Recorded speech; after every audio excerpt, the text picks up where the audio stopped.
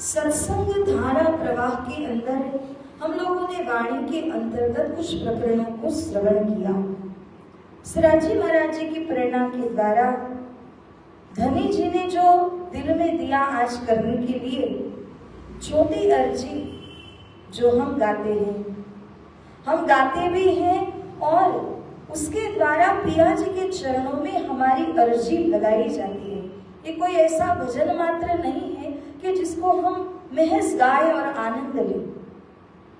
जब दिल के अंदर व्यथा पीड़ा होती है, विरह होता है, उस विरह के द्वारा जब आप धाम धनी जी को पुकारते हैं तो वो जो अंदर से आह निकलती है, पुकार निकलती है, वो हमें अपने धनी जी के श्री चरणों में पहुंचानी है। इसीलिए यहाँ पर इंद्रावती सखी अलग अलग चौपाइयों के माध्यम से पिया जी के चरणों में विरह को लिए हुए अर्जी करती हैं, पुकार करती हैं। हम अपनी सेवा पूजा के क्रम के अंदर इसको छोटी अर्जी कह करके गायन करते हैं। और इस छोटी अर्जी के अंदर यदि आप देखें तो जितनी चौपाइयां हैं वो किसी एक ग्रंथ मध्य नहीं आती है। अलग अलग ग्रंथों में कोई किरंतन, खिलवत, खुलासा आदि आदि ग्रंथों से वो चौपाइयों को लेकर के एक संकलन किया गया है। मगर सुंदर सा जी भाव बड़ा ही स्पष्ट है। वो क्या है कि जब आपका दिल दुखी होता है और उस दुखी दिल के द्वारा विरह की अनुभूति जब आप करते हो, उस समय जब पुकारते हो हे पिया, हे धनी, तो वो जो आपके हृदय के अंदर के भाव होते हैं ना, वो पिया जी के श्री चरणों को अवश्य प्राप्त होते हैं। मैं एक दृष्टांत दूं जो आप लोगों ने सुना हुआ ही है।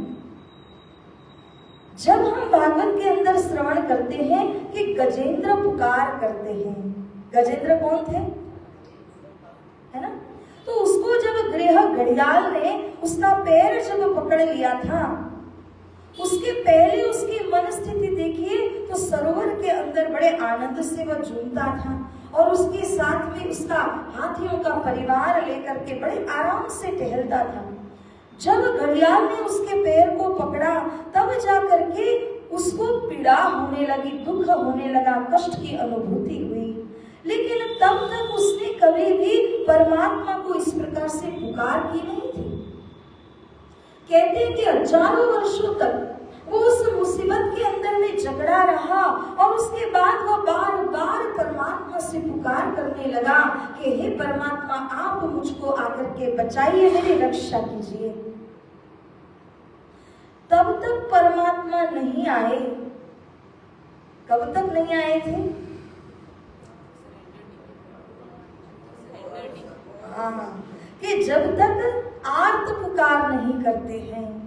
वो आर्त पुकार यानी कि जब आत्मा से वो पुकार इस विरह वेदना के साथ में निकल जाती है कि आप पूरी तरह से सरेंडर हो चुके हैं, आपने पूरी तरह अपने आप को उनके श्री चरणों में अर्पण कर दिया, वो आर्त पुकार होती है। और जिस क्षण उन्होंने आर्त पुकार की, उससे दूसरा क्षण प्रभु ने नहीं लगाया, वाहन को भी छोड़ दिया। पहले तो पुकार करते, वाहन को तैयार करते हैं गरुड़ जी को, लेकिन वो तैयार होते एक क्षण के अंदर उतना विलंब भी होने नहीं दिया और तुरंत स्वयं यहाँ पर आकर के प्रकट हो गए। सबसे पहले आकर के उस घड़ियाल को वहां पर मार करके उसको मोक्ष प्रदान किया। उसके बाद में ये जो हाथी था उसको उस ग्रह के पकड़ में से छुड़वा करके सांत्वना देते हैं, सहानुभूति देते हैं। तब पूछा गया कि पहले आपने अपने भक्त की रक्षा क्यों नहीं की और पहले उस घड़ियाल को मार करके उसको मोक्ष क्यों दिया? क्योंकि भगवान के हाथों से मारा जाना ये तो मोक्ष का विषय बन जाता है। तब भगवान उत्तर देते हैं कि जिसने मेरे भक्त के श्री चरणों को इतना पकड़ करके रखा था, मैंने सबसे पहले उसका उद्धार किया। भक्त तो मेरा है ही, उसका तो मैंने उद्धार करना ही है। मैंने सोचा ही था और सोच करके ही आया था। कहने का भावार्थ ये है कि एक भक्त जब विरह में उतर जाता है तो उसके साथ साथ अन्य कई लोगों का उद्धार अपने आप होने लगता है। तो सुंदर साथ जी श्री इंद्रावती सखी, अब देखो ये दृष्टांत तो कहाँ का, श्रीमद् भागवत महापुराण का एक दृष्टांत, वो भी गजेंद्र मोक्ष की कहानी, और वो दृष्टांत से हमें अपना सिद्धांत समझना है। हमारा सिद्धांत, हमारा प्रिंसिपल है। छोटे बच्चों को जब आप सिखाते हैं ना तो आप बोलोगे A for apple, B for ball. तो सिखाना क्या होता है? एप्पल और बॉल नहीं, ए सिखाना होता है। जब वो ए सीख जाएगा तो एप्पल भी समझेगा, एरोप्लेन भी समझेगा और ए से आने वाली सारी बातों को समझ पाएगा। तो मूल आपका उद्देश्य क्या है कि उसको वो ए का प्रिंसिपल या सिद्धांत आप समझाएं। इसी तरह से अलग अलग वेद पुराण शास्त्रों के ये जो दृष्टांत आते हैं उनके माध्यम से हमें समझना क्या है, हमारी वाणी के अंदर इंद्रावती आत्मा ने जो सिद्धांत हमको प्रदान किया हुआ है उस सिद्धांत को हमें पकड़ना है, उसको हमें समझना है। साथ जी उस एग्जाम्पल के फ्रेमवर्क के ऊपर अब हम समझते हैं कि श्री इंद्रावती सखी वाणी के अंदर अलग अलग चौपाइयों में अपने विरह को किस प्रकार से व्यक्त कर रही है। तो हम जैसे ही गाना शुरू करते हैं, निस दिन ग्रहिए प्रेम सो श्री युगल स्वरूप की चरण, निर्मल होना या ही सो और धाम वर्णन। सुंदर साथ जी एक बात बड़ी स्पष्टता से समझ लेनी चाहिए कि हमारे यह जो शरीर है ना, उस शरीर के अंदर हम स्वच्छता ला सकते हैं। निर्मलता अलग ही चीज होती है। स्वच्छता कैसे लाई जाती है? स्नान आदि किया, तीर्थ आदि में गए तो स्वच्छ हो जाते हैं, मगर उसको निर्मलता कहा नहीं जाता। निर्मलता गहराई के लेवल पर होती है, स्वच्छता बाह्य लेवल पर होती है। तो शरीर संबंधी जो कहो उसको आप स्वच्छता कह सकते हो, मगर मन, चित्त, बुद्धि इन सब का जब शुद्धिकरण हमने करना होता है तो उसी को निर्मलता कहा जाता है। प्राणा जी संदर्भ में हमें कहते हैं, सौ मन साबु घसी पछाड़ो पण निर्मल तो है न थाई। हम तो एक साबुन को कितने दिन चलाते हैं ना।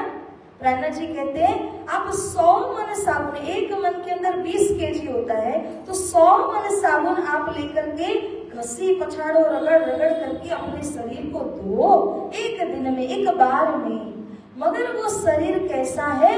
निर्मल तो है न थाए। निर्मल नहीं हो सकता। क्यों नहीं हो सकता?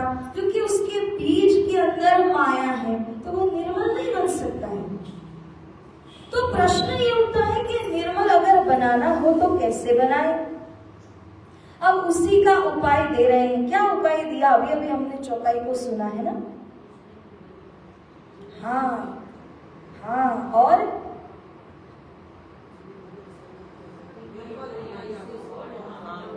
दो उपाय बताए हैं। एक चौपाई के अंदर आप गौर कीजिए, दो उपाय आपको दिए गए हैं। एक कहा रात दिन आपको धनी के श्री चरणों को, श्यामा जी महारानी जी के श्री चरणों को उस हृदय के अंदर धारण करना है। किस तरह करोगे? निस दिन। कोई भी आप काम करते हो वो तो करना ही करना है, कोई संन्यास लेकर के तो बैठना नहीं है, मगर हमारा जो दिल है, जो चित्त है, वो सदैव उनके श्री चरणों में लगा रहे, ये भावना को लेकर के हमेशा राश्यमा जी के चरण कमल पर हमारा ध्यान हो। तो निस दिन ग्रहिए प्रेम सो, वो भी देख लेना। फिर किसी चीज को करने के लिए हमको एक वो बताया जाता है ना, मैनुअल के अंदर देते हैं, ये ऐसा करो, ये ऐसा करो, तो वो चीज अच्छे से काम करती है। तो हमने जब युगल स्वरूप के श्री चरणों को दिल के अंदर में बिठाना है, तो वो कैसे करना है? प्रेम सो। ये नहीं है कि इंद्रावती सखी जी ने वाणी के अंदर कहा तो हमने बस यूं ही फॉलो कर लिया। आप अपने प्रेम के साथ में उनके युगल चरणों को अपने दिल के अंदर बिठाएं। वो प्रेम की विशेषता जब धनी के साथ हमारी आ जाती है, वो सबसे बड़ा मुख्य चिन्ह होता है। निर्मल होना या ही सो, इसी के द्वारा, या ही सो मतलब इसी के द्वारा आप निर्मल बन सकते हो। अन्यथा शरीर को या तो अपने हृदय को निर्मल बनाना असंभव है माया के बीच में। और धाम वर्णन, अब दो बातों को आपने गांठ बांध के रखनी है कि अगर हृदय को निर्मल बनाना है तो सबसे पहले कि उसमें धनी के श्यामा जी के युगल चरणों को प्रेम से बिठा लो, और दूसरा कि आप धाम वर्णन के अंदर केंद्रित रहो।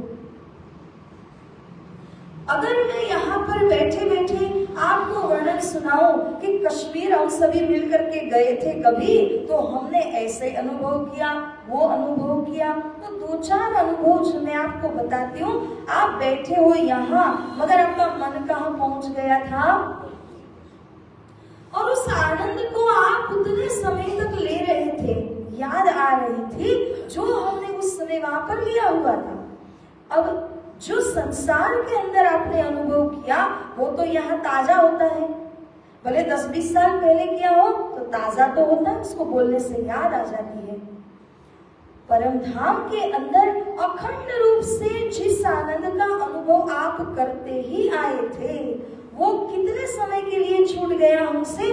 जब हम खेल में आए उतने समय के लिए।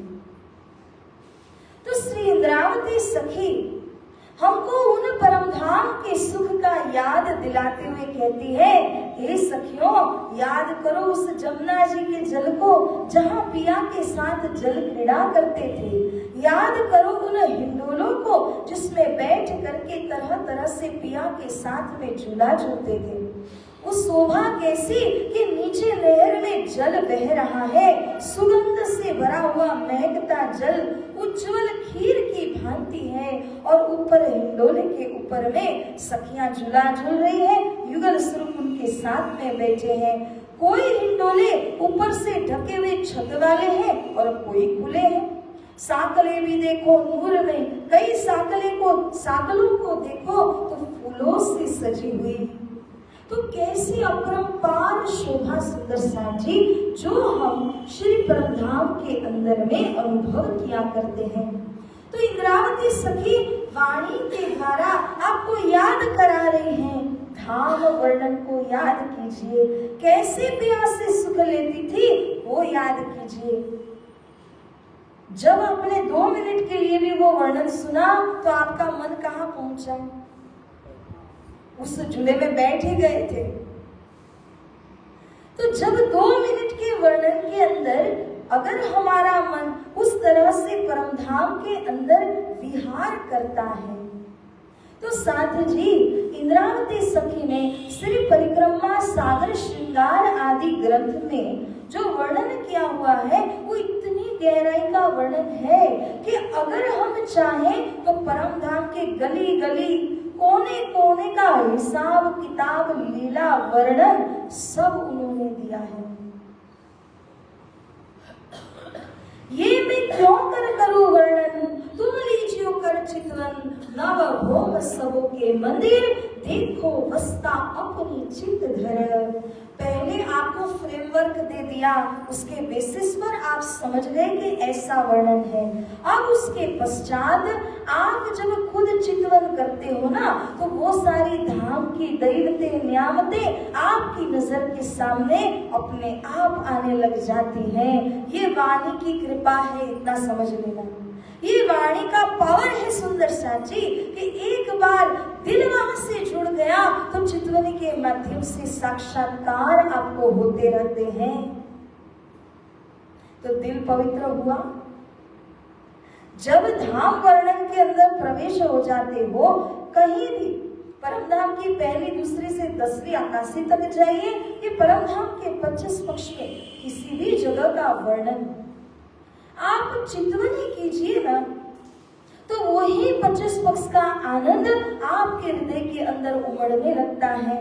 इसीलिए कहा कि अगर आपने दिल को पवित्र करना है तो 2 उपाय यही हैं, युगल चरणों को दिल में लेना और धाम वर्णन के अंदर हमेशा नित्य विहार करना।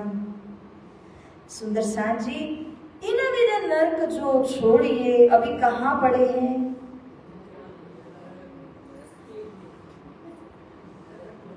पाट घाट जाना था, धनी जी ने पूछा, संसार के अंदर आए तो धोबी घाट में आ गए। अभी अच्छी तरह से धुलाई हो रही है। माया के अंदर देखो तो जब तक शरीर अच्छा है ना तो फिर भी अच्छा लगता है। शरीर जब साथ छोड़ता है एक एक करके, आप देखिए गुणन इंद्रिय शिथिल हो जाती है समय के साथ में। उसके अंदर की शक्तियां पूरी तरह से चली जाती है। न तो खाने का स्वाद आता है और न सोने में कोई आनंद आता है, कोई चीज में मन नहीं लग पाता।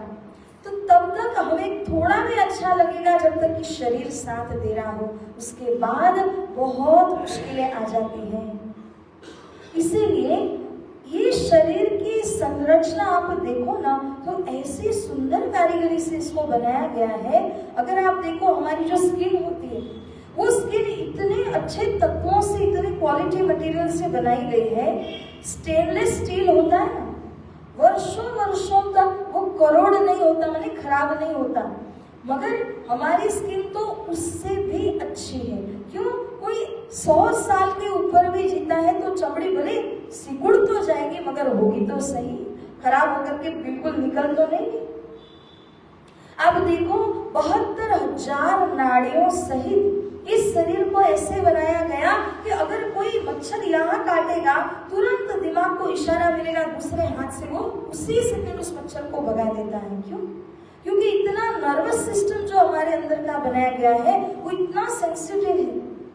आंखों में देखो तो ऐसे ऐसी चीज पदार्थ डाली है, अलग अलग रंग को आप पहचान सकते हो।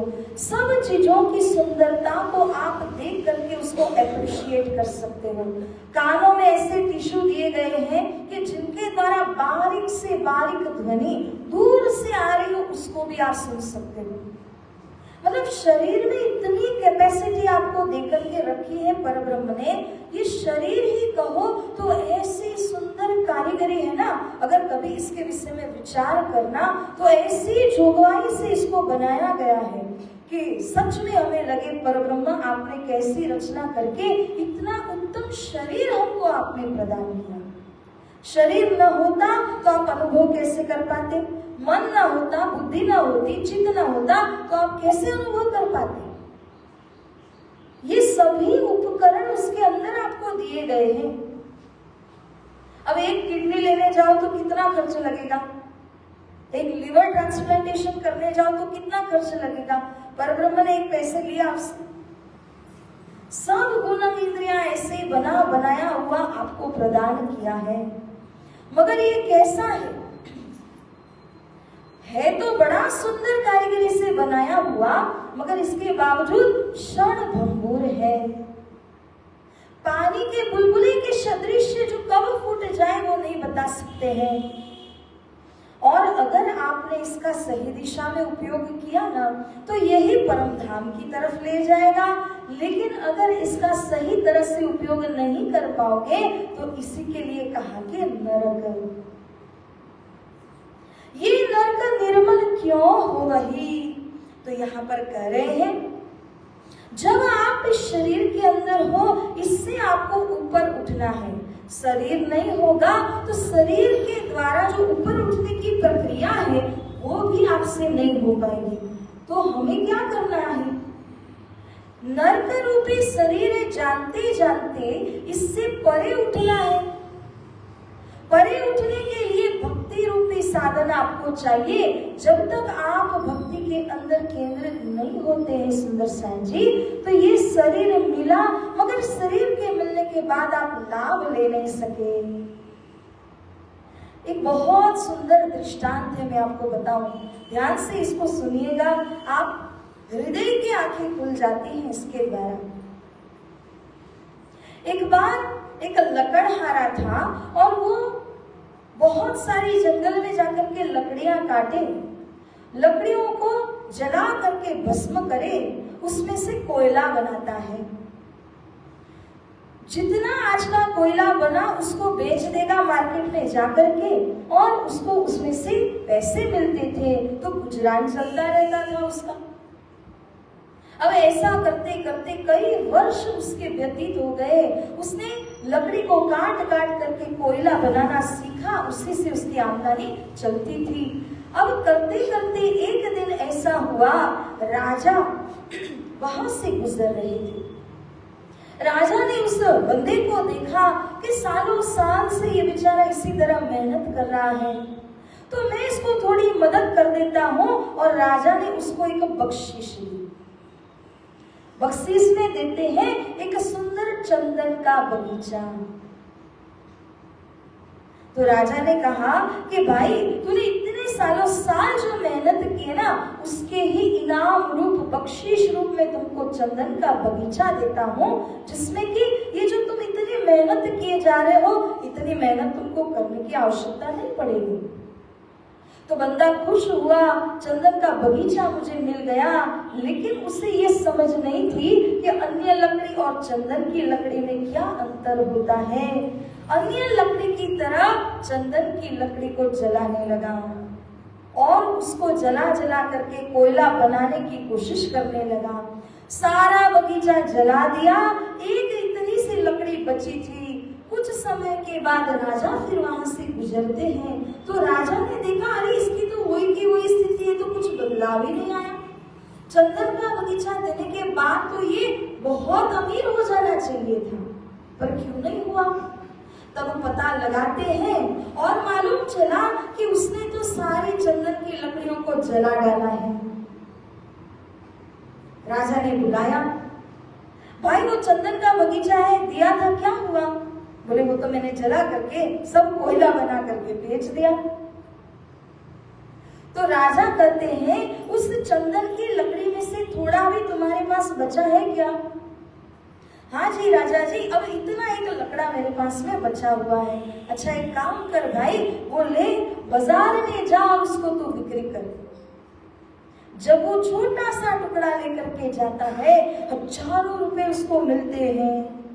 तब समझ में आया कि जिसको मैं जला जला करके कोयला बना रहा था, वो अब क्या हुआ है, पूरा बगीचा मैंने जला करके राख बना दिया।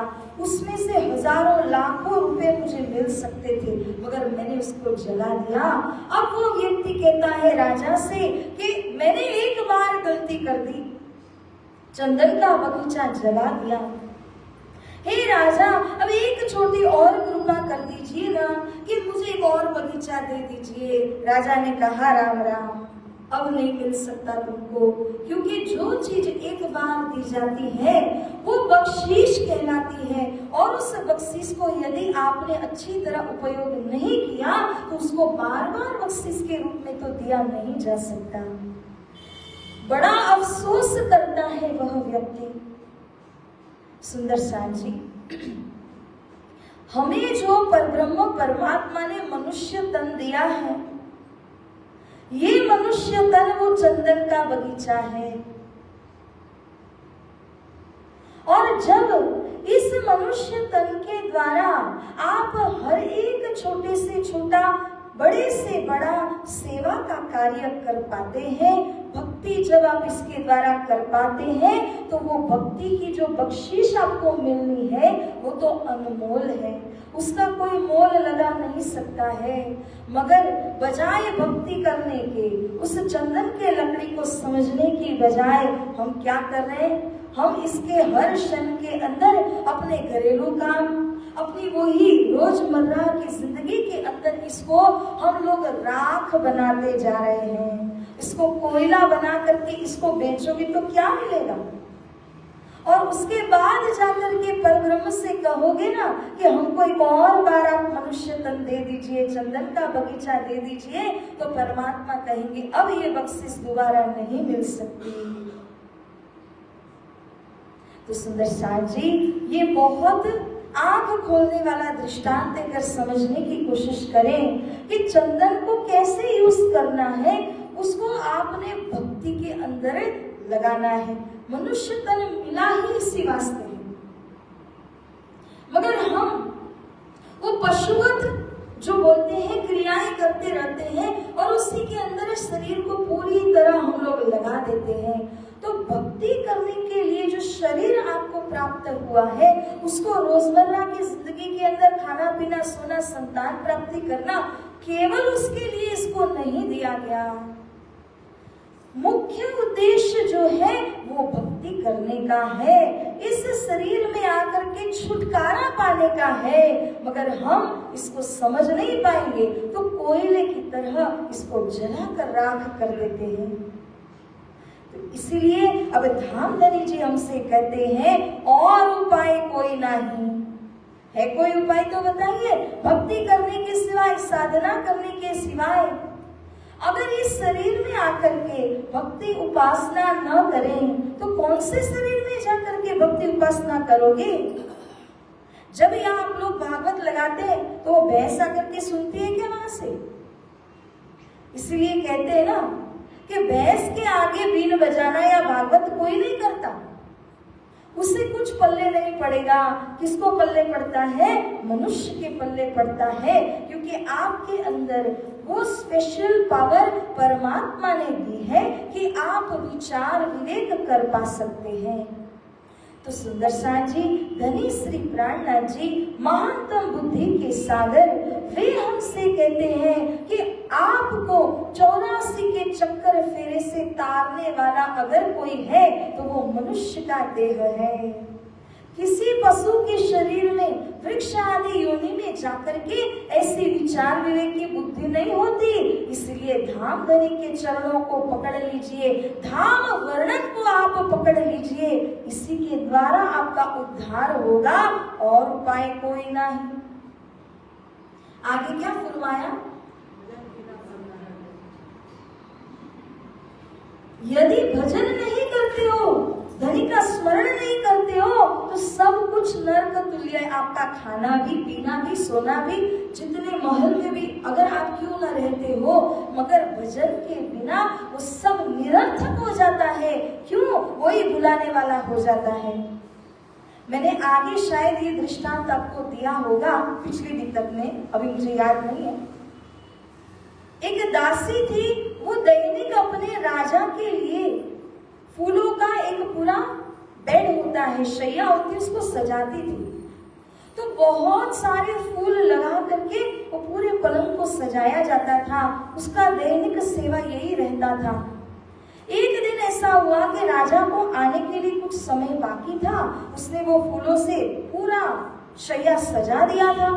तो उसके मन में लालच आई कि क्यों ना राजा के आने के पहले मैं एक बार इसके ऊपर सो करके देखूं तो कैसा लगे, राजा को कैसा रोज अनुभव होता होगा। तो वो सोई उसके ऊपर और फूलों की इतनी सुगंध, ऐसी कोमलता, ऐसा आनंद, आंख लग गई। राजा आए, अरे ये तो दासी है जिसने सजाया, और वो स्वयं सोई पड़ी है इस पलंग के ऊपर, सजा दी गई। 100 कोड़े इसको मारे जाएं। और जब 100 कोड़ों की सजा दे रहे थे तो पहले 50 कोड़े खाते समय, चाबुक से मारते हैं ना, बिल्कुल वो कोड़े खाते समय ऐसी हंसती है कि सब देख रहे हैं, इसको तो अच्छा लग रहा है कि ये पनिशमेंट मिली है। तो फिर उसके बाद जो और 50 कोड़े बचे थे वो खाते समय इतना रोती है कि पूछो मत। उसका ये विलक्षण बिहेवियर देख करके राजा ने उसको पूछा कि तुम्हें कोड़ों की सजा हुई, या तो रोती या तो हंसती। हंसना तो चाहिए नहीं, मगर तुम हंस रही थी पहले, तो पूरे में हंसना चाहिए था, तो रोने क्यों लगी? तब कहती है कि देखो, मेरे तो भाग्य में नहीं था कि मैं ऐसी फूलों की शैया के ऊपर क्षण मात्र के लिए भी शयन कर सकूं। किसी तरह आज मैंने वह आनंद ले ही लिया, तो मुझे लगा इतना अच्छा सुख मैंने अनुभव किया, 50 कोड़े क्या चीजें खा लेते हैं। तो मैं हंस रही थी। दूसरे ही क्षण मुझको याद आया कि शैया के ऊपर मैं एक 10-15 मिनट सो गई तो मुझे इतने कोड़े खाने की सजा मिली। मेरे राजा उसके ऊपर दैनिक सोते हैं तो उनको कितने कोड़े मारे जाएंगे। तब मुझे रोना आया, क्योंकि आप मेरे मालिक हो, तो आपको भी ये भूलन की वजह से सजा होगी। अभी जो यहाँ फूलों की शैया के ऊपर सो गया और परमात्मा को यदि भूल गया हो तो वो तो गया माया के अंदर, और जन्म जन्म के लिए वो चक्कर के अंदर पड़ जाएगा। इसलिए दासी ये सोचकर रोने लगी कि मेरे राजा तो दैनिक इसके ऊपर सो करके भूल जाते हैं, मैं एक दिन भूली तो मुझे इतने कोड़ों की सजा हुई, वो रोज भूलते हैं उनको कितनी सजा होगी। तो साथ जी, ये जो जितना भी हम बाहर की दुनिया में लग्जरीज हो, चाहे जो अनुभव करते हो, अगर भूलन में पड़े तो वो सब कुछ नरक तुल्य हो जाता है। और अगर धनी का स्मरण करते करते आप जो भी अनुभव कीजिए, लेकिन उसमें धनी का स्मरण छूटना नहीं चाहिए। तभी श्री इंद्रावती सखी यहाँ पर कहती है कि अगर भजन नहीं किया, सुमिरन नहीं किया तो सब नरक तुल्य है। अच्छे से अच्छा खाओ पियो, सुख शैया का अनुभव करो। सबसे मुख्य बात क्या है आज हमको लेनी है कि भजन कीजिए, सुमिरन कीजिए, पल पल में धनी का स्मरण कीजिए। यही भक्ति करने के लिए आपको परमात्मा ने ये चंदन का बगीचा दिया हुआ है। पची पची मरिए माही, इस संसार के सुख वैभव के अंदर अगर आप पची पची मतलब कि पूरी तरह रचपच यानी कि शराबोर हो जाते हैं, इसको प्राप्त करने के लिए रात दिन दौड़ धूप करते हुए मर भी जाते हैं, ये तो कैसा है, नश्वर ही है। वो साथ चलने वाला बिल्कुल कतई नहीं है। जो साथ चलेगा वो परमात्मा का नाम सुमिरन है, वो भक्ति है। तभी कहते हैं कि अगर आपने यहाँ से कहीं जाने की यात्रा करनी है तो थोड़ा बहुत नाश्ता साथ में लेकर के चलते हैं, रास्ते में काम आ जाएगा। वैसे ही यहाँ से परमधाम की यात्रा करते समय भक्ति को बांधा जाता है, क्योंकि भक्ति रूपी वो नाश्ता है, भोजन है, जिसके द्वारा परमधाम पहुंचोगे। श्री परमधाम के अंदर पहुंचने के बाद तो वहां के नूरी साधन भोजन आदि सब कुछ मिलेगा, मगर ये रास्ता तय करने तक ये भक्ति रूपी जो भी आप लेकर के यहाँ से चलते ना, वो आपको धनी के चरणों में पहुंचा देगी। तो साथ जी, सुमिरन जो है वो सबसे मुख्य कहा गया। इस बात को गांठ बांध करके रखिए कि उठते बैठते सोवत सुपन जागृत, पल ना छोड़े माँ सुख के कदम, वो हमारा लक्षण, वो हमारा साधन होना चाहिए। एक आत्म धनी पहचानिए। अब सुंदर साथ जी के दिल के अंदर ये बात आ जाती होगी कि हम अपने धनी के चरणों को दिल में हम लेना तो चाहते हैं, भक्ति तो करना चाहते हैं, मगर एक समस्या ऐसी है कि माया के अंदर होने के वजह से हम पूरी तरह अपना ध्यान नहीं लगा पा रहे हैं। तो इसके संदर्भ में महमती श्री प्रेरणा जी यहाँ पर फरमा रहे हैं कि अगर आपने आत्मा के धनी जी की पहचान कर ली तो आप कितने ही माया में गर्क क्यों न हो, माया की कितनी ही विकट परिस्थिति के अंदर आप डूबे हुए क्यों न हो, मगर जो चीज आपने जीवन का सार समझ के पकड़ लिया उसे कोई आपसे नहीं छुड़ा सकता है। इसीलिए जब आप सत्संग में आते हो ना, तब आपका मुख्य उद्देश्य ध्येय क्या होना चाहिए कि हम अपने धनी को पहचान करें। धनी किस तरह मेहरबान है हमारे ऊपर, कृपा कैसे बरसा रहे हैं, वो धनी कौन है, मेरा उनके साथ में कैसा संबंध है, उसको आप निश्चित करें सत्संग के द्वारा, ताकि आपके मन में दृढ़ हो जाए, बुद्धि में अंकित हो जाए, चित्त के अंदर छप जाए ये बात कि एक आत्म धनी के बिना और कोई दूसरा है ही नहीं। तुम दुल्हा में दुल्हन और न जानो बात, ये दिल में अंकित हो जाए ना, वो सत्संग के द्वारा ही होगा। हम इतने मोह के बंधनों में जकड़े हुए सुंदर साथ जी कि मत पूछो बात, है ना। मोह वो बंधन नजर नहीं आ रहा है, परंतु है तो सही। तो वो जो मोह के बंधन है वो कैसे छूटे, इसीलिए मैं आपको एक अच्छा छोटा सा दृष्टांत दूं। तो रामायण के अंदर जो गरुड़ पक्षी थे वो जाते हैं राम जी और लक्ष्मण जी को बचाने के लिए, और शिव जी भगवान ने उनको भेजा था कि राम जी और लक्ष्मण जी वो पाश नागपाश के अंदर में पड़े हुए हैं, जा करके आप उनकी रक्षा कीजिए, उनको मदद कीजिए। और जब गरुड़ वहां पर पहुंचे तो राम जी लक्ष्मण जी दोनों ही बहुत ही दयनीय स्थिति के अंदर पड़े हुए थे, मदद की आवश्यकता हो इस तरह से पड़े हुए थे।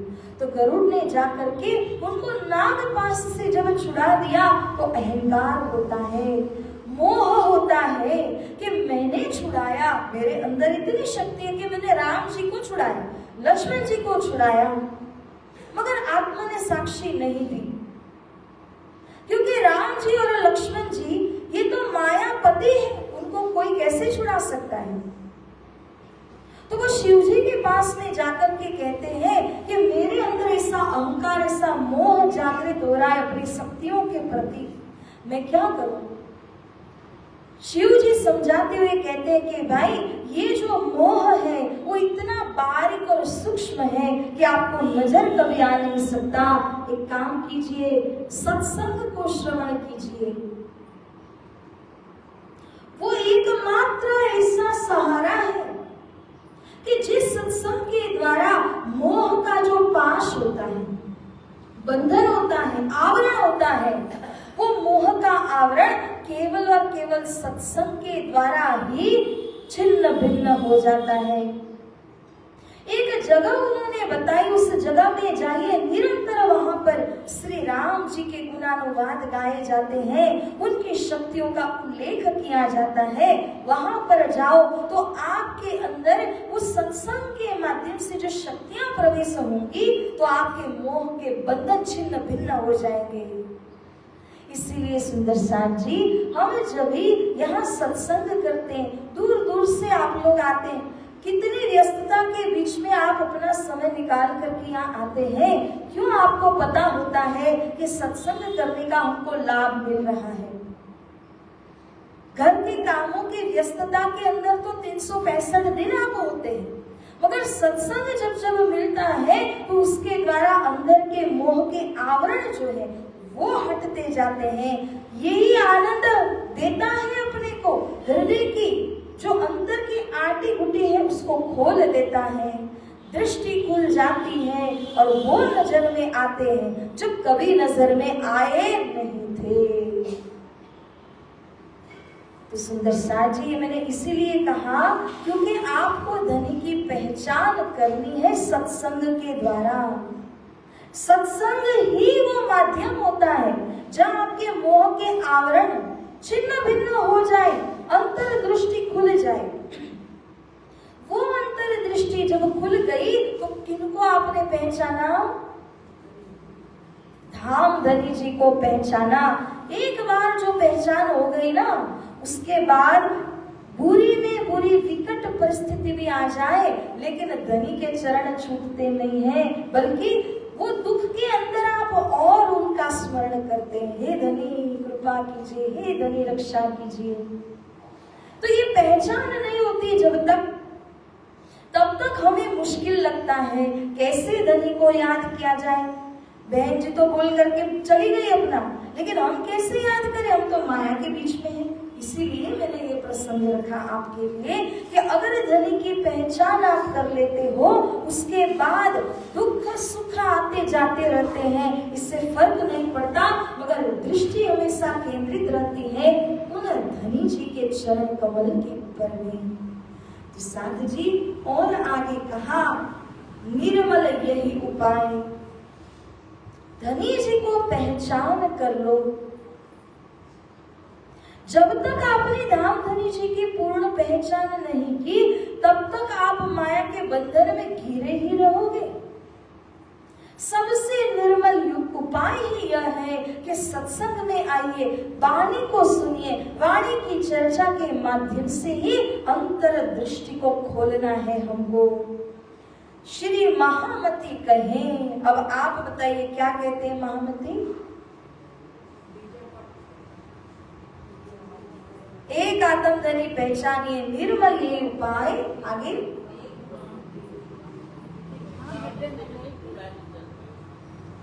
श्री महामती कहे, समझ धनी को ग्रह्य सो प्रेमे पाए। महामती श्री प्राणनाथ जी जो महानतम बुद्धि के सागर है, वे हमसे कहते हैं कि हे सुंदर साथ जी, प्रेम पूर्वक जब धामधनी को आप लोगों ने समझ लिया, तो सबसे पहले क्या करो कि धनी जी के चरणों को पकड़ लो। यदि धनी जी के चरणों को पकड़ लिया तो माया ने समझ लिया अब इनके पास में क्या है, ब्रह्म के चरण है। वो हुआ था ना कालिया नाग वाला प्रसंग। श्री कृष्ण जी ने कालिया नाग को नचने के लिए, वशीभूत करने के लिए उनके ऊपर, फणों के ऊपर नृत्य किया था। और ये जो कालिया नाग अपने संपूर्ण विष को लेकर के उस जमुना जी के कुंड के अंदर पड़े हुए थे, सारी जमुना जी को उन्होंने विष से भरा कर दिया था। कृष्ण जी ने कहा कि मैंने सर्पों के लिए लोक बनाया है, तुम वहां जाकर के क्यों नहीं निवास करते, क्यों इस जमुना जी में हो? तो वो कहते हैं कि वो जो आपका साधन गरुड़ पक्षी है, उसी से मुझे भय लगता है कि वो मुझे खा जाएगा।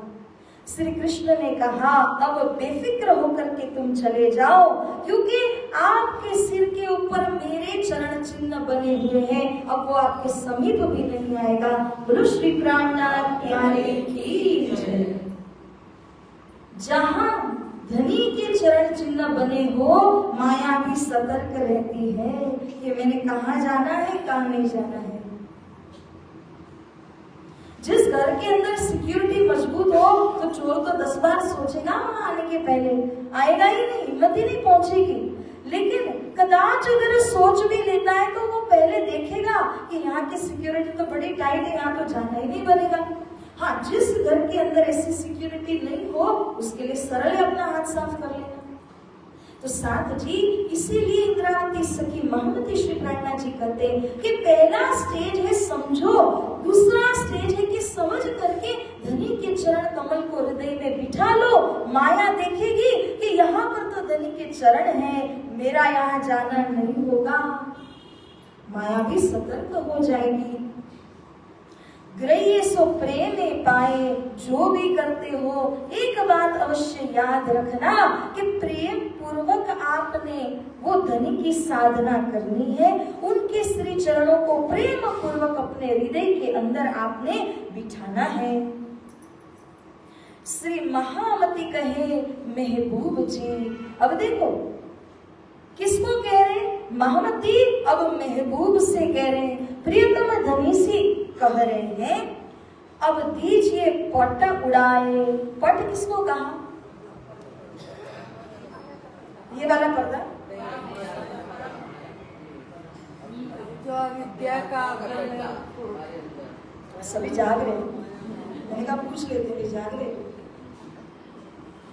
ये जो पट यानी कि पर्दा, पर्दा माने आवरण, अविद्या, माया, यही पट दिल के अंदर बना हुआ है। इसी पट की वजह से तो धनी जी दिखाई नहीं दे रहे। वास्तव में धनी तो यत्र तत्र सर्वत्र है, दिखाई क्यों नहीं दे रहे? वो पर्दा है। धनी श्री देवचंद्र जी ने इतने 35 सालों की मेहनत के द्वारा वो पर्दा जब हटाया, तब उनको साक्षात पर ब्रह्म ने आकर दर्शन और मंत्र प्रदान किया। सुंदर सा जी, वो पर्दा ही तो है जो देखने नहीं देता। वो पर्दा किसने लगाया?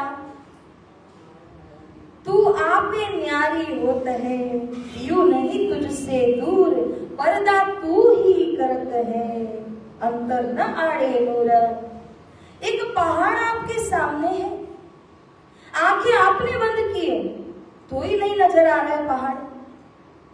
एक छोटा सा तिनका आंख में चला जाए ना तो बड़े से बड़ा पहाड़ आप नहीं देख पाओगे। ठीक उसी प्रकार से प्यारे सुंदर साथ जी, ये पूर्ण ब्रह्म परमात्मा तो सर्वत्र व्यापक है, लेकिन हम नहीं देख पा रहे हैं। उसकी वजह केवल इतनी है कि पर्दा हमारी आंखों में, हमारे दिल के ऊपर में है। उनके नूर को कोई पर्दे के द्वारा ढक नहीं सकता, मगर हमारी आंखों को हमने पर्दे के द्वारा ढका हुआ है। तो महामती महबूब प्राणनाथ जी अपने धनी जी से अर्जी करते हैं, अब दीजिए पट उड़ाए। पिया जी, किनसे जाकर कहूं पट उड़ाने के लिए? आपके सिवा भला कोई ये पर्दा उड़ा भी सकता है क्या? जब तक हम सोए पड़े थे हमें मालूम नहीं था, तब तक तो ठीक था, पर्दा था और हम आपको देख नहीं पा रहे थे। मगर हे पिया, माया के बीच में आपने ज्ञान का प्रकाश ऐसे फैला दिया कि अब हमें मालूम चल गया पर्दा ही है जो हमें आपका दर्शन करने नहीं देता।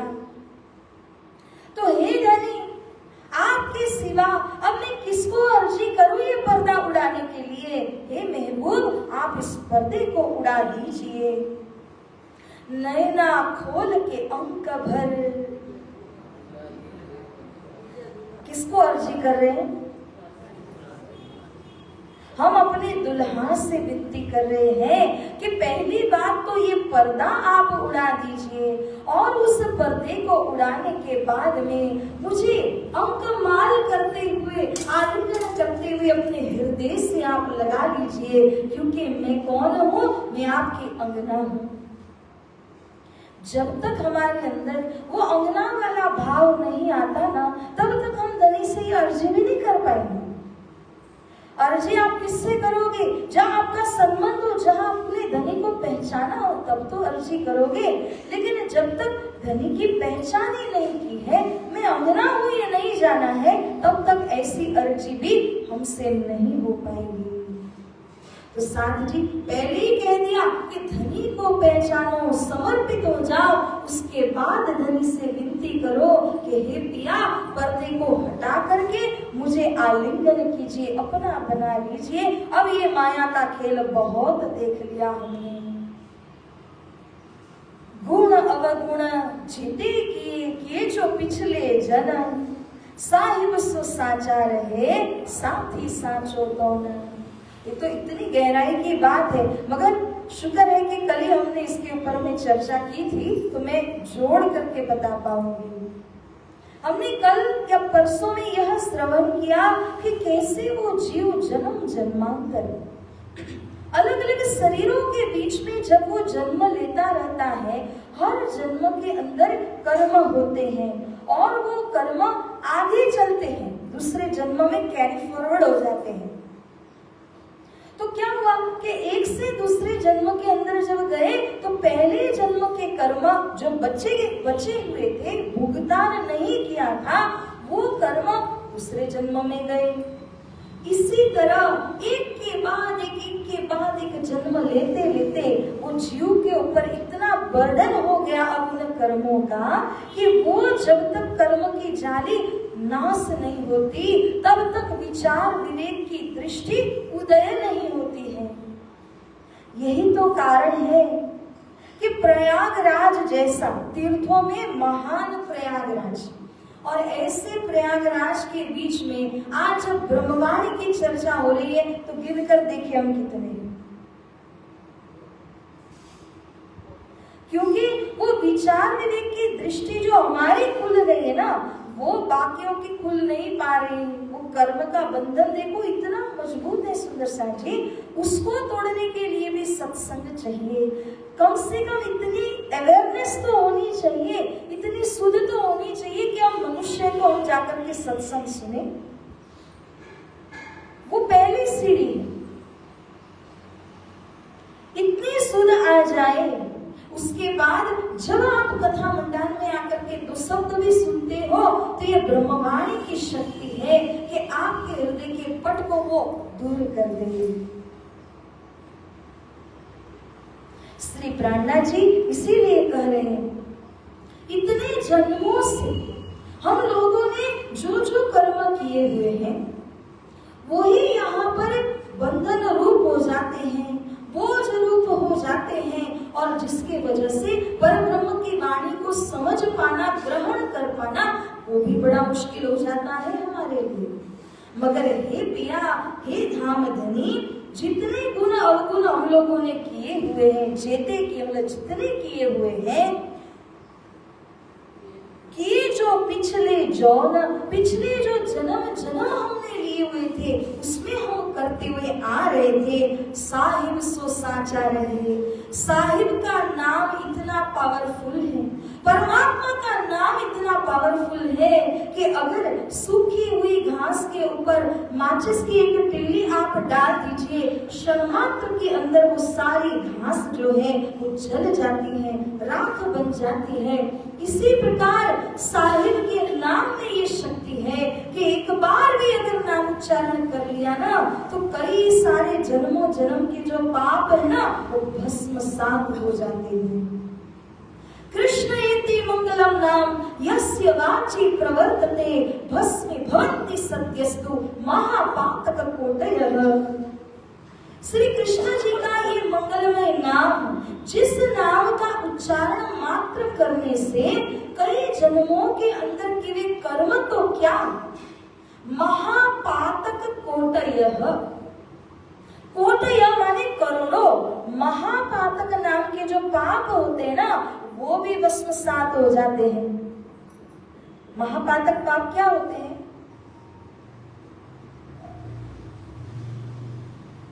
जो आम रूप से हम कोई भी सिंस करते हैं, गलत कार्य, उसको पाप कहते हैं, और उन पापों को प्रायश्चित करने का उपाय वेदों में दिया गया होता है। मगर वेदों के अंदर 5 ऐसे महापातक पाप बताए हुए हैं जिनका प्रायश्चित स्वयं वेदों के पास भी नहीं है। ऐसे ऐसे महापातक पाप भी श्री कृष्ण जी का यह नाम स्मरण करने की वजह से, एक बार उनका नाम उच्चारण करने की वजह से करोड़ों महापातक पाप एक बार में नाश होते हैं। शास्त्र प्रमाण है सुंदर सा जी, क्योंकि पूर्ण ब्रह्म परमात्मा के नाम में ये शक्ति छिपी हुई है। इसलिए कहते हैं ना कि नाम में सब कुछ होता है, नाम लेने से पूरा परिवर्तन हमारे अंदर हो जाता है। आप सभी ने एक डाकू के विषय में सुना हुआ है, याद आई? मैं किसकी ओर संकेत कर रही हूँ? कौन सा डाकू था वो? रत्नाकर उसको कहते थे। सभी को लूटता था वह, जंगल में जो भी आया ना सभी को लूटता रहता था, और नारद जी पहुंचे तो उनको भी लूटने लगा। अब नारद जी ने कहा इसको मैं क्या करूं, वो तो गुरु ठहरे, अब मैंने इसका भी उद्धार करना है। एक तो चोरी चकारी डकैत सब छुड़वा दूं और उसको भक्ति में मोड़ दूं। देखो संत होते हैं ना, परोपकार ही करते हैं जहां पर भी जाकर के।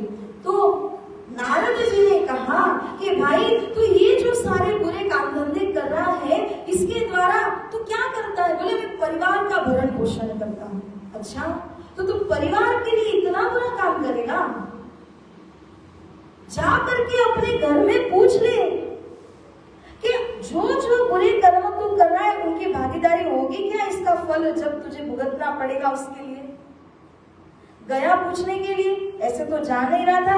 नारद जी ने कहा एक काम कर, मुझे बांध ले, पहले मुझे तो बांध, फिर तू जा पूछ करके आना, फिर मुझे खोल देना।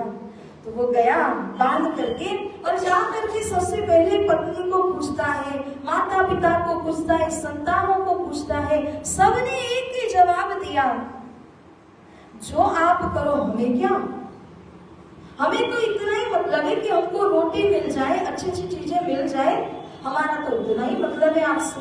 तो जो पाप आप कर रहे हो उसमें हम कोई साथ आपको नहीं देंगे भुगतान करने के लिए। सबका जवाब सुना, विरक्ति आ गई। अब गया फिर उससे नारद जी के पास, तो वहां जाकर के उनको बंधन से खोला और कहा कि मेरे घर वालों ने तो मुझे ऐसा ऐसा जवाब दिया है। नारद जी कहते हैं, देख भाई, जो हो गया सो हो गया, तेरी आंखें तो खुल गई, तुझे पता तो लग गया कि ऐसे काम करने से तुझे ही नरक यातना होने वाली है, कोई तेरे साथ में नहीं आएगी। हाँ, ये बात तो अब निश्चित हो चुकी है। तो एक काम कर, तो प्रभु का नाम लेना शुरू कर दे, भक्ति करना शुरू कर दे, तेरे पाप कटते जाएंगे। अब बेचारा बोलने जाए तो राम नाम ही नहीं निकल रहा है, क्योंकि पाप ऐसा जुबान के ऊपर में बैठा हुआ है उसके, वो पाप का बोझ देखो कहाँ कहाँ कैसे आपको नाम लेने नहीं देता, तो उसके द्वारा राम इतना नहीं बोला जा रहा। अब गुरु के अंदर ये भी ताकत है, परोपकारी आप कहाँ तक करते हैं देखो, उसको कहा राम नहीं बोल सकता, मरा बोल दे। हाँ, वो तो बोल सकता हूँ, सबको मारता ही, मरा मरा मरा मरा। अब होने लगा क्या, गुरु की उसके ऊपर कृपा है, इसीलिए हुआ। मरा मरा जपने से किसी का उद्धार नहीं होता, मगर वो मरा भी राम हुआ गुरु कृपा की वजह से, और गुरु कृपा के कारण ही वो मरा राम बना।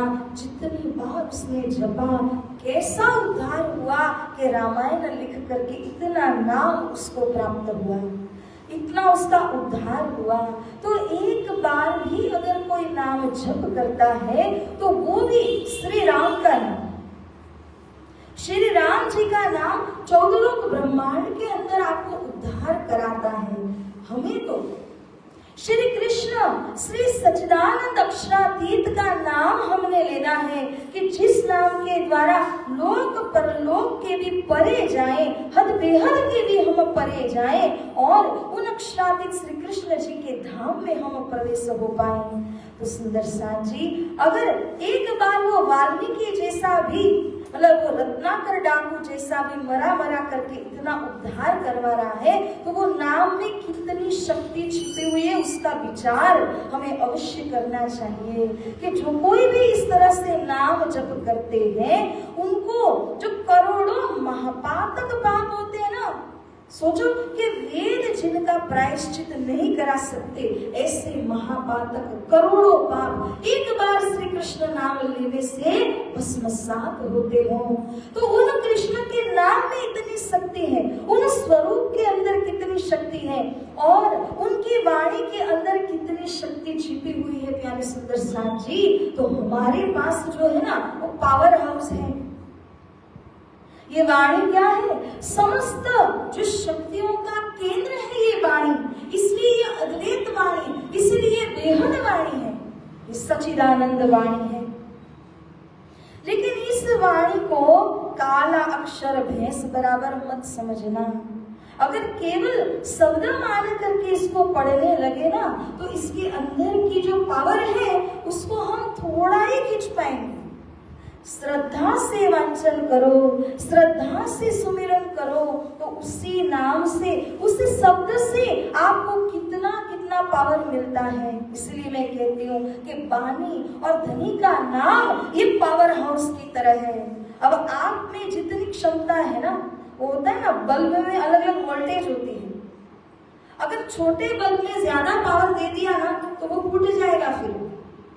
तो अपनी क्षमता के अनुसार पावर को लीजिए इस वाणी के अंदर में से, और अपने आप को शुद्ध निर्मल बनाने के लिए यही मात्र उपाय दिया गया है साथ जी।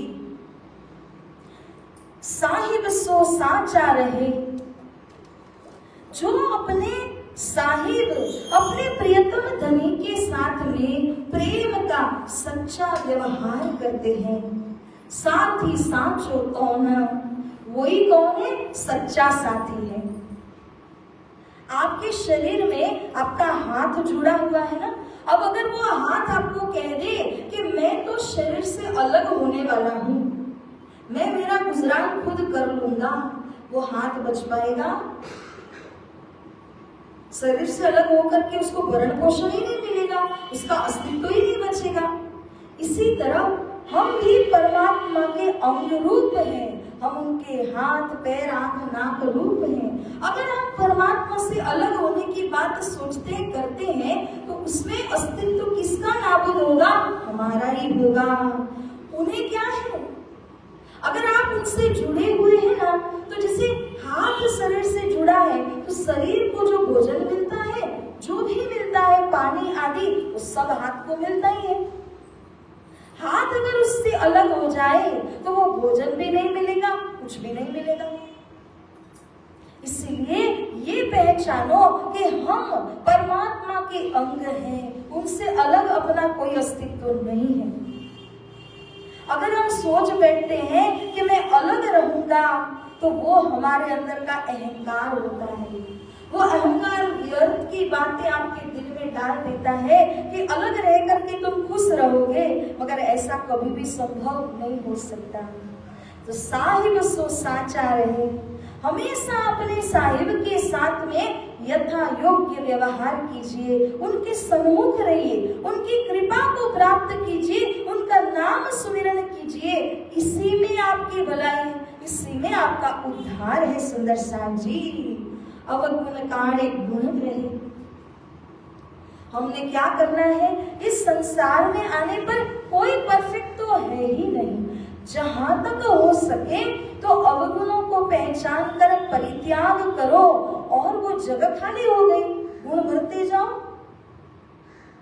उल्टा मत करना। फिर अवगुण काढ़े गुण ग्रहे, वो जगह अवगुण ने ली थी, काढ़ दिया भक्ति के माध्यम से, और फिर वहां पर धामधनी जी का इस सब धामधनी जी के प्रति श्रद्धा, विश्वास, विनम्रता, इसको आपने धारण करना है, इस गुण को आपने धारण करना है। हारे से होए जीतर, कौन हारना चाहता है? कोई भी हारना नहीं चाहता, क्योंकि सबके अंदर वो ईगो है कि मुझे तो जीतना ही है। बच्चे को भी पूछ लो, कोई नहीं कहेगा कि मुझको हारना है। मैं इस चौपाई का अर्थ थोड़े कुछ क्षणों में करूं। साहिब सो सन्मुख सदा ब्रह्म सृष्टि ये रीत। जो साहिब के साथ में हमेशा सन्मुख रहती है, वो हार और जीत दोनों से ऊपर उठ जाती है। उसके लिए संसार में यदि हार भी हो जाए तब भी उसकी जीत होती है, और अगर यहाँ जीत हो मगर साहिब से सन्मुख ना हो तो उसकी हार होती है। इसलिए यहाँ की हार जीत चाहे जो हो, उसके लिए वो मायने नहीं रखती। उसके लिए जो मायने रखता है कि अपने धनी से उसको सन्मुख होना है। इन दुख सुख से मैं ना डरूं, धनी चाहिए संकुल। महामती श्री प्राणनाथ जी कहते हैं कि मेरे धनी, मेरे परब्रह्म सच्चिदानंद जब तक मेरे ऊपर प्रसन्न है, संकुल है, मैं चाहे जो करूं मुझे उससे डर नहीं लगता। लेकिन अगर कोई भी गलत या सही कुछ भी कार्य इस तरह करूं कि मेरे साहिब को वो पसंद ना आए, तो उससे मुझे बचना पड़ेगा। मुझे मेरे साहिब को प्रसन्न करना है। इसलिए बाह्य रूप से हार हो या जीत हो, उससे सखियों को, ब्रह्म सृष्टि को फर्क नहीं पड़ता। उन्हें फर्क काहे से पड़ रहा है कि मेरे साहिब मेरे से खुश है या नहीं है। उनके दृष्टि के अंदर मुझे हमेशा उनकी अमना वाला कर्म करना है। तो प्यारे सुंदर साथ जी, ये तो बहुत ही लंबा है। आने वाले रोज हम इसको बाकी की चौपाइयों को श्रवण करेंगे। तो अभी हम चौपाई को दोहराते हैं क्योंकि समय आपका हो रहा है, और फिर इसी छोटी अर्जी को गाना भी है। मगर साथ जी एक बात समझ लीजिए कि छोटी अर्जी को क्यों गाते हैं हम चर्चा के पश्चात।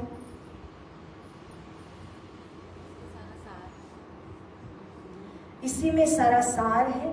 हाँ जी, और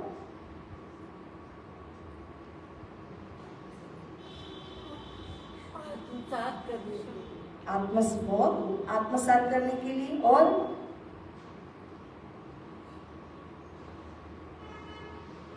पिया तुम हो तैसी कीजियो। हम धनी से अर्जी कर रहे हैं। आप कोर्ट में जाओ केस दर्ज करने के लिए, और वहां पर जाकर के आपने एप्लीकेशन फॉर्म ही नहीं भरा तो आपका केस दर्ज ही नहीं होगा। आपकी जो प्ली है, जो पुकार है, वो सुनी ही नहीं जाएगी। इसी तरह जो चर्चा आपने सुनी है, अब आप धनी से ये पुकार करते हो, चर्चा सुनने के बाद ये पुकार आप करते हो, तुम हो तैसे कीजिए, जैसे गुणवान आप हो वैसे आप कृपा कीजिए कि ये ज्ञान इतना भारी है, सुना तो सही, समझे तो सही, मगर अंदर उतर जाए, ये कृपा कर दीजिए। इसलिए अर्जी गाई जाती है, क्योंकि जितना कहने वाले ने भी प्रयास तो किया, आप लोगों ने इतना मेहनत से ध्यान देकर के सुना, मगर कहीं ना कहीं वो माया की वजह से हमारे कानों से सुनने के बाद भी स्लिप हो जाता है। तो धनी से अर्जी करते हैं कि हे धनी, हमारी पात्रता के अनुसार ये ज्ञान हमारे अंदर में उतर जाए, प्रविष्ट हो जाए, ऐसी कृपा आप कीजिए।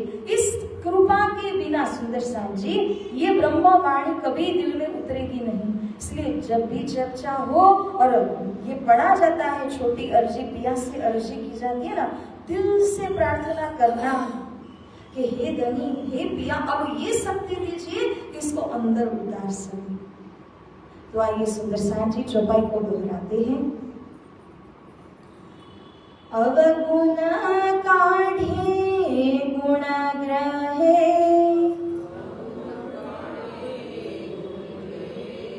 हारे से होए जीत, साहिब सो सन्मुख सदा,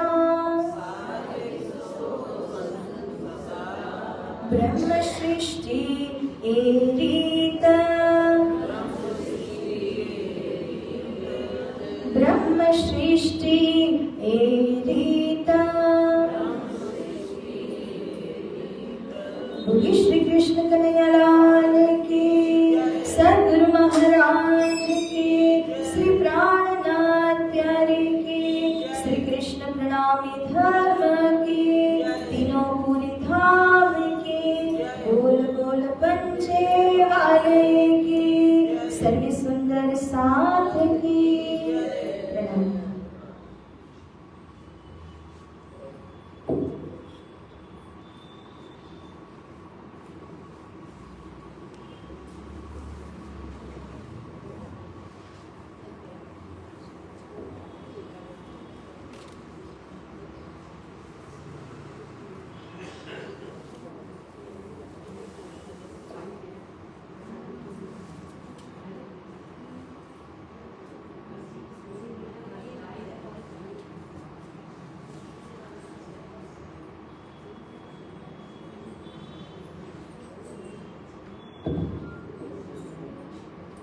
बोले श्री प्राणनाथ प्यारे की जय। पिया जी तुम हो तैसे कीजियो, मैं अर्ज करो मेरे पियो जी, हम जैसे तुम जिन करो, मेरा तरफ तरफ जाए जी जी, जिगरा तो जीवे नहीं क्यों, मीठे दिल की प्यास जी, तुम बिना किन से कहूँ पिया जी, तुम हो मेरी आस जी, आस वीरानी तो करो पिया, जो कोई दूसरा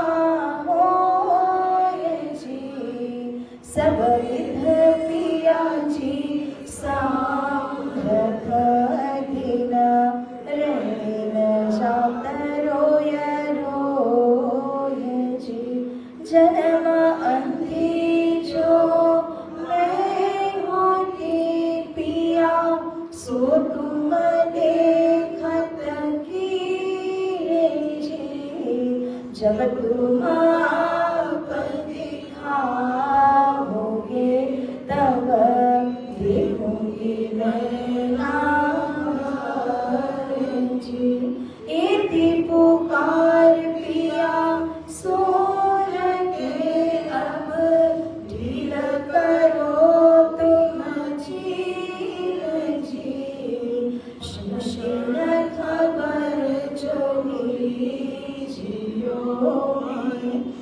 अर्ज करो दुल्हीन जी, इति अरज मैं तो करूं पिया, बीच पड़ी अंतराय जी, सुअंतरायानी टाल के दुल्हा, लीजे कंठ लगाए जी, कंठ लगाए कंठ सो पिया, कीजे हास विलास जी, वारण जाए श्री इंद्रावती पिया जी, राखो चरणों के पास जी, तुम दुल्हा मैं दुल्हीन पिया, और न जानो बात जी, सकसो सेवा करूं पिया जी, सर्वंगो साक्षात जी, सदा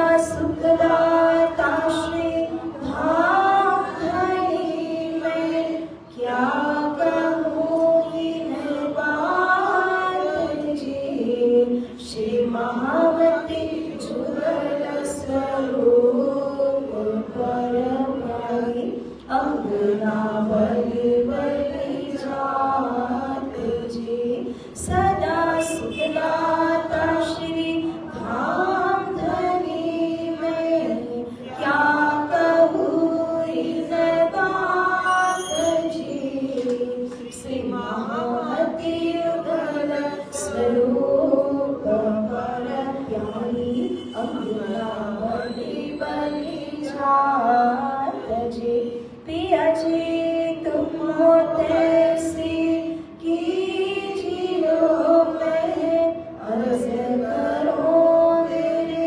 पीर जी, हम जैसे तुम जिन करो मेरा, तलफ तलफ जाए जीव जी, मेरा तलफ तलफ जाए जीव जी, गुरु श्री प्राणनाथ प्यारे की, श्री सद्गुरु महाराज की, श्री कृष्ण कन्हैया लाल की, बोल बोल पंचे वाले